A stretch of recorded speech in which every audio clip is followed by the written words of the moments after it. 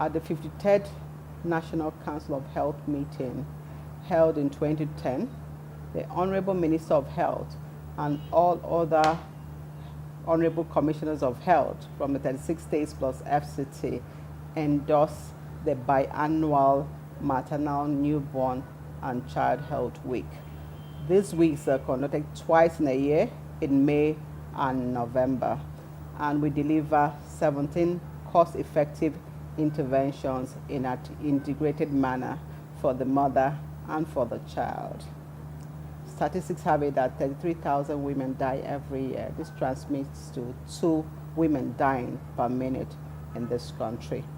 It's because of these indices that the federal government decided that MNCH Week must be held twice in a year, in addition to the routine MNCH services that we have at our PHCs. For the mother, the services are provided are the antenatal care, making sure that the mother attends the antenatal care, that is the focused antenatal care, and of course encourage for the postnatal care. In addition also is the basic emergency obstetric care that is delivered during this week. For the child is child protection, making sure first of all that the child is registered, and that is done with the collaboration with the National Population Commission.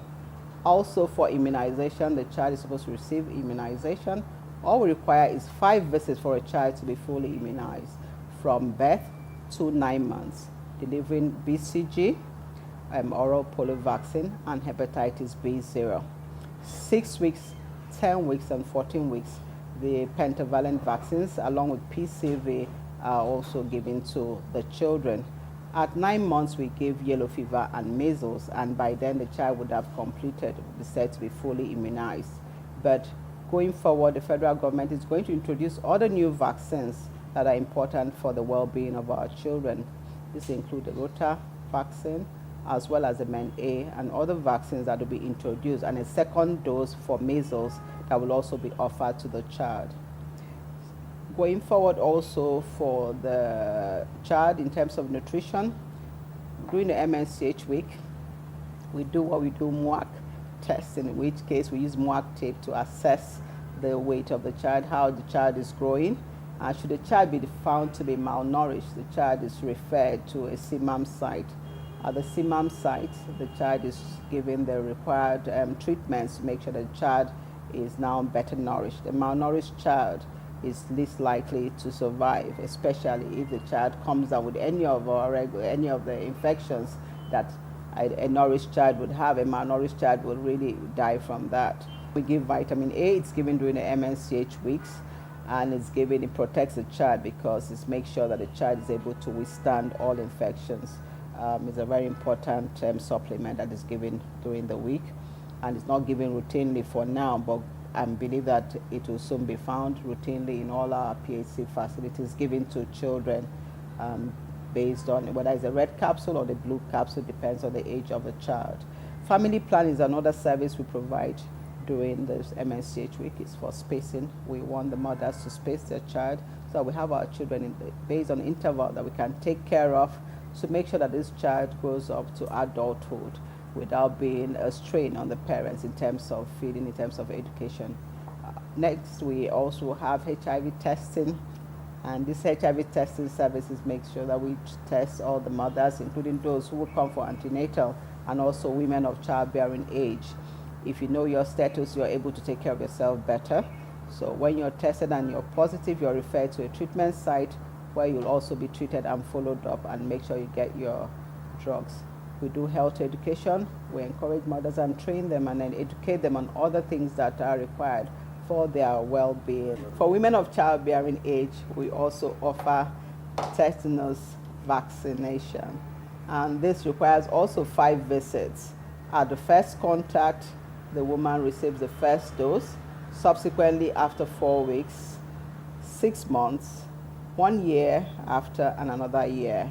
This offers the woman full protection. So the child is protected, the newborn is protected, and the woman is also protected from tetanus, and for the child, for the neonatal tetanus. The First Lady, Aisha Buhari, is the champion of RMNCH plus N in Nigeria, and MNCH Week is right there on the plate, and she is pushing also for the health of the mother and child. Just to know that these services are free. The fact that it's done during MNCH week is just an intensified service.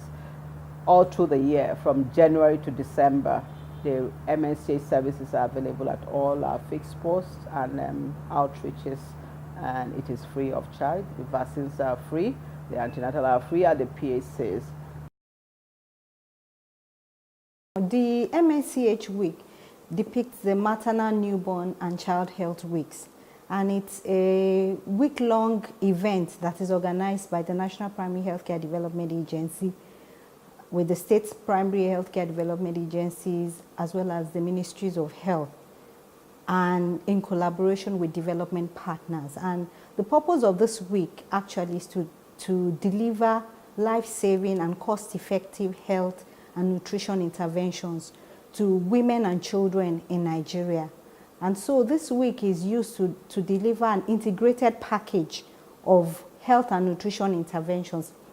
Interventions such as vitamin A supplementation, antenatal care, distribution of long-acting insecticide-treated bed nets, and so on are delivered. Even treatment of childhood illnesses are done at health facility level. This week is a very, very important week, and we want to enjoin mothers and children in Nigeria to be part of this, to go to the government health facilities so that they can access this different variety of healthcare packages that have been purposefully planned and prepared to be delivered to you for the survival of children, and also for the health and development of children, as well as the health of the mothers as well. So this week is a very, very important week, and we want to ask mothers and children in Nigeria to go to the government health facilities and access these services for free. They are for free, you know, in healthcare facilities in the country.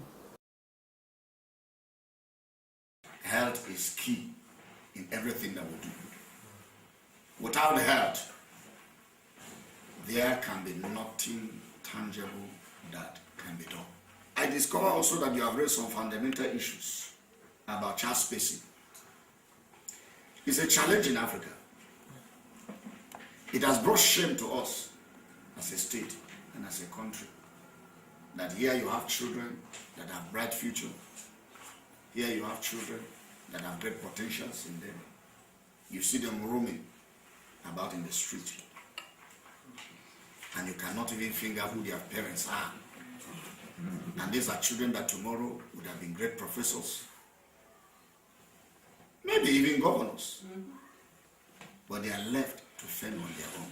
And children like that, when you look at it very well, at times, because of the nature and the society, they have found themselves. They don't grow to be better people. But I believe with the child spacing also, that it will help the father and the mother, the parents, to adequately take care of the child. A particular disease does not know religion. All that disease knows is you are a human being first of all. Why not we put our hands together, do what we can do, fight what we can fight, and what we cannot do, we'll leave it or we'll resign it to fate. And that is to say, we'll leave it in the hands of God. Babban abin da ya faranta min rai shine ganin yadda kungiyoyin suka haɗu daban-daban, kungiyoyin musulmai daban-daban sun haɗu, kungiyoyin kiristoci daban-daban sun haɗu, wanda Najeriya yanzu abin da take buƙatar kenan. Tana buƙatar haɗin kai, tana buƙatar a haɗu a zama uwa ɗaya uba ɗaya a yi aiki. Akwai wurare da dama da suka haɗa mu wanda yake za mu iya taimakekeniya, mu taimaki junanmu, mu kuma daƙale duk wani abin da zai iya kawo cikas a Najeriya, musamman kuma a arewacin Najeriya din. Idan ka duba bangare ɗaya suka ɗauka shine bangaren kiwon lafiya ta kowane bangara, tun da kan mata da kan yara ƙanana da cututtukansu. In muka lura waɗannan abubuwa gaba ɗaya suna komawa, illarsa tana komawa kan mata ne, domin su ake bari da ƙananan yara da cututtuka, su ake bari da yoyon fitsari, su ake bari gashi nan dai duka cututtuka duka su ne. To kenan kun ga za a iya haɗa kai. Mu kashi 3 ne a Najeriya, kashi 2 suna da ƙarfi, kashi 1 ana mantawa da shi, kuma shi ma yana da nashi tasiri. Akwai musulmai, akwai kiristoci, akwai kuma wanda ba su da addini, su ma suna nan a Najeriya har yanzu kuma ana samun su. Saboda haka su ma suna da gudunmawa da su bayar wajen haɗin kai. Idan aka koma ɓangaren ilimi, za ku ga cewa wayannan ƙungiyoyin za su iya ba da gudunmawa. Idan aka koma ɓangaren tattalin arziki na ƙasa, wayannan ƙungiyoyin da suka haɗu za su ba da gudunmawa. Idan aka koma ɓangaren tsaro, wayannan ƙungiyoyin za su iya ba da gudunmawa. Kun ga ashe wuraren da muka rabu kaɗan ne idan muka duba wuraren da muka haɗu. Wuri ɗaya ne kawai muka rabu, shine kowa da addinin shi. Wannan ga addinin da ya zaɓa zai yi, wayancan su ma ga addinin da suka zaɓa za su yi. To kenan sai mu zo mu haɗu, mu haɗa ƙarfi da ƙarfe, mu yi aiki wuri guda don mu ceci al'ummanmu ta ɓangaren da za mu iya zuwa mu haɗu mu yi aikin gaba ɗaya.